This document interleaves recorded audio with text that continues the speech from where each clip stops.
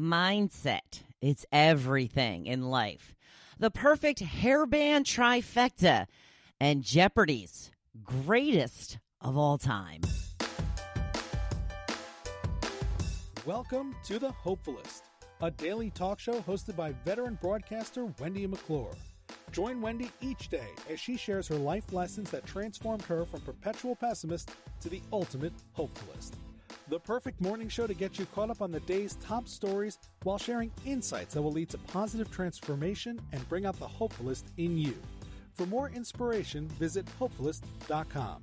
And now, here's your host and hopefulist, Wendy McClure. Good morning. It is Tuesday, November 19th, 2019, day 68 of Got to Get on Ellen. We have had rain nonstop for the last 2 days. I know it doesn't sound like that long, but boy, oh boy, has it put a real damper on my day. Get it? Damper, because it's raining. Get it? I cracked myself up. In addition to the rain, we also had flooding here yesterday at the Jersey Shore. I had looked out the back door knowing that high tide was still probably about 2 hours off. And I saw a little bit of, now let me preface this with, I really can't see my backyard from looking out the door because our big deck kind of blocks it, but I can see parts of it. And I saw, little corner of the yard was starting to get filled with water. The tides have been really high because of this wind that's been pushing in, and it's causing the water to kind of just get stuck back here in the bays.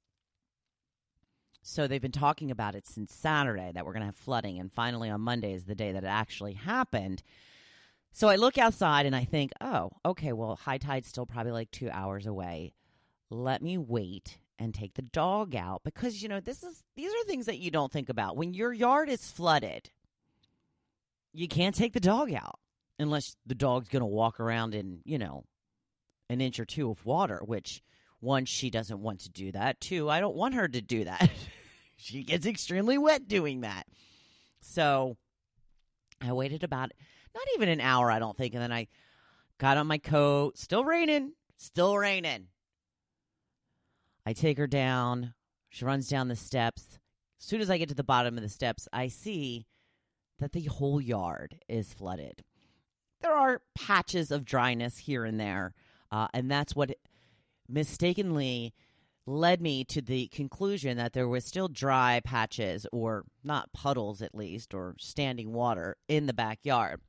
So I had to pick her up, carry her to a dry spot, and have her do her business, and then pick her up, carry her back inside.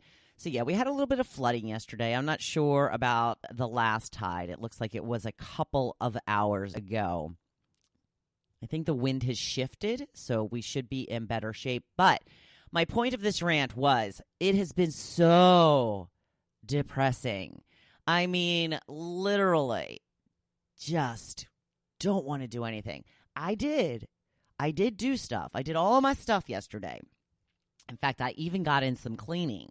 Did the laundry, did some cleaning. I did the floors, which were in dire need to be done. There's nothing that I love more than a clean floor.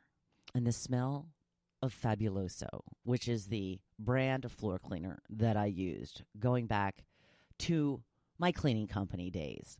Always loved the smell of Fabuloso. It's Fabuloso! So got the floors done, cleaned the bathrooms, did some vacuuming. We put the tree up this past weekend, so there's just little green needles everywhere. They're fake, but yeah, it doesn't look nice. So, I'm sorry, I'm just admiring my floors. They're so shiny. You can see the reflection of the Christmas tree in my super clean floor. And then a certain someone came tracking in mud last night right before he was going to bed.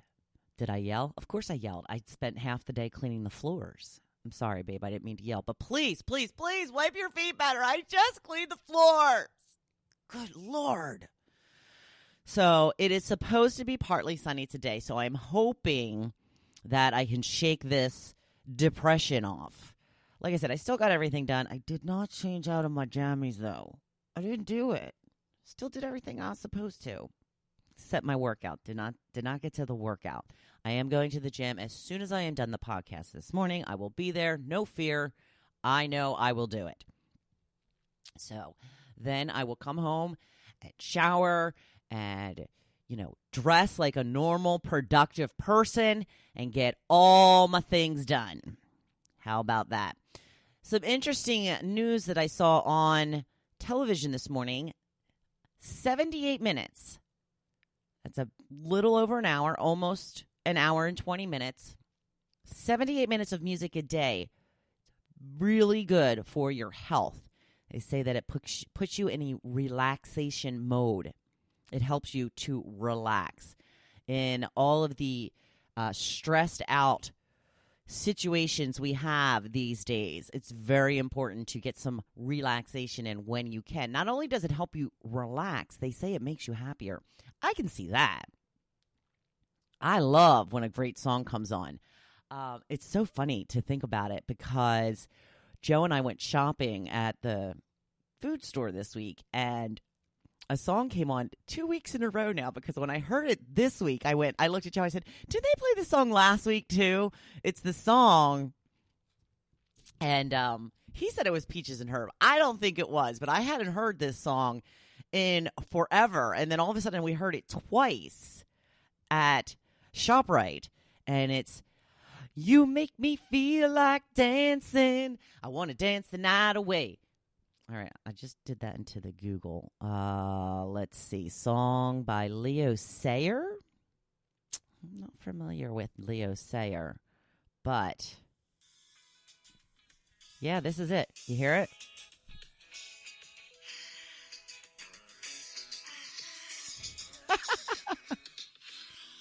The super, super high voice. Let me see if I can put it up to the chorus a little bit. Do you remember this song?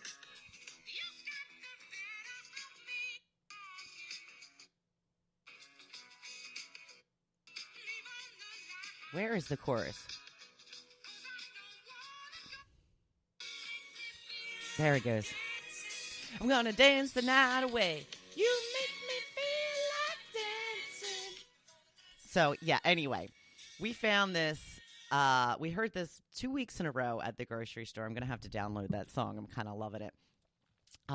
So, yeah, when I heard that song, I was like, oh, my gosh, I love this song. I haven't heard this song in forever. So, yeah, that's definitely bringing me happiness. So, the same thing happens when I hear one of my favorite Taylor Swift songs, or it's kind of the old music that really makes you, you're like, because it brings back the memories, it brings back a time in your life. Because music is the soundtrack of our lives. Originally spoken by Dick Clark, that who has coined that phrase. Music is the soundtrack to our lives. And it's very true. So listen to a little music today after your favorite podcast, of course. And when I say your favorite podcast, of course, I mean the Hopefulist, you silly goose. So listen to a little more music. Incorporate it into your life. Speaking of music, it looks like, well, it's not been confirmed, but they're using the term heavily rumored for next summer, a stadium tour featuring Motley Crue, Def Leppard, and Poison. Is that the perfect hairband trifecta or what? I'm not a huge Motley Crue fan. I would never go out of my way to see them in concert. I have never seen Def Leppard in concert. Not that I'm opposed to it. I certainly know enough Def Leppard songs to get me through a concert. I have seen Poison a number of times. I have seen Poison, I'm going to say 3 or 4 times. I just saw Poison, not last summer, but the summer before. I saw them with Cheap Trick.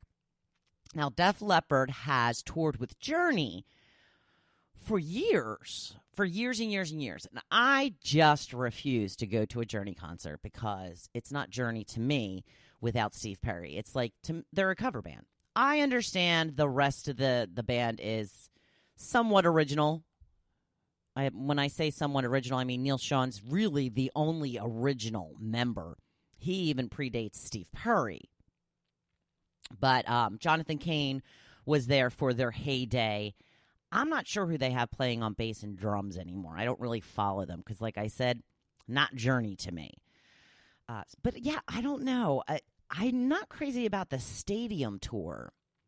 I kind of like the outside venues for the summertime, where they have the big lawn area and then the seats that you can sit in. That's where we had seen Poison and Cheap Trick. It was the PNC Bank Arts Center in Homedale, I believe, New Jersey. So it's like their outside stadium. They have the, I don't know what they're calling it these days in Camden. We used to call it the E-Center. It's changed names so many times that I have no idea. In fact, at one time it was the Blockbuster Center, so I know it's not called that anymore. But there's one in Camden that I've spent most of my outdoor concerts there. I think this was the first time I had gone to the PNC Bank Arts Center. And they're all the same, really. So I don't know. I'll keep you posted. Like I said, heavily rumored. Interesting, huh? I don't know what kind of hair bands you were into, but Poison was a little bit later on for me. Motley Crue and Def Leppard, they were like, I remember them being in high school for them and all, but Poison, I don't think they really came into their heyday until like the 90s. And I saw them in concert way back. It has to be the year 2000, 99, something like that, at a nightclub. It was an outdoor club called Kahunaville in Delaware, where Poison was the headliner. There was 4 bands. I remember it was July 4th. Hottest day. Oh, so hot. It was Slaughter, Dokken, Cinderella, and Poison. Such a fun day. And my boyfriend at the time was very much a square. Yeah, he was very straight-laced, and I know square is a very old term. You know what I mean, though. Yeah, and he had said he was looking forward to seeing me in my element. And then when we got there was all these girls in, like, leather fringed jackets and the boots and the spikes and all that. And I'm like, okay, I am not this bad. I am still, dressing appropriately for the times. I'm not stuck in the 80s. But yeah, it was a pretty fun event for sure. So I'm going to move on to my topic, and I picked yesterday's topic for a specific reason. Very exciting news that I will get to in a moment. But I wanted to know, what is your favorite game show? Overwhelmingly, it seems Jeopardy is everyone's favorite. And we did have a couple. It seems the runner-up is Wheel of Fortune. I am not a Wheel of Fortune fan. In fact, I can't get it off my TV fast enough. Joe and I used to watch a rerun of The Big Bang Theory every night at 7:30 when Wheel of Fortune is on. And they just took it off. And really the only other thing available to watch at that time that we're interested in is Family Feud, which Jim Bell had mentioned. Family Feud, he says, the only one I ever tried out for. Did I ever tell you that we tried out for Family Feud? Not sure if I remember if I told you that or not. But we did. My cousin Jim and I, my sister, my mother, and I think my aunt went. I don't remember who the 5th person was. Was it my brother? Did my brother do it? I'm not sure. My sister will text me and let me know. I'm sure. She remembers all of this stuff. But we didn't make it. They didn't pick us. It was in the Ray Combs days. That's how long ago it was. I believe it was in the 90s, maybe the early 90s. But yeah, we didn't make it. That's okay. That's okay. But I was really getting into Family Feud with Steve Harvey. But I think he's just gone too far. Like, he was funny at first, but now he seems annoyed by all the contestants. He's literally rolling his eyes as people are coming out with their answers right in front of them. I think it's a little obnoxious. I actually think it's massively obnoxious and it turns me off. This is a game show.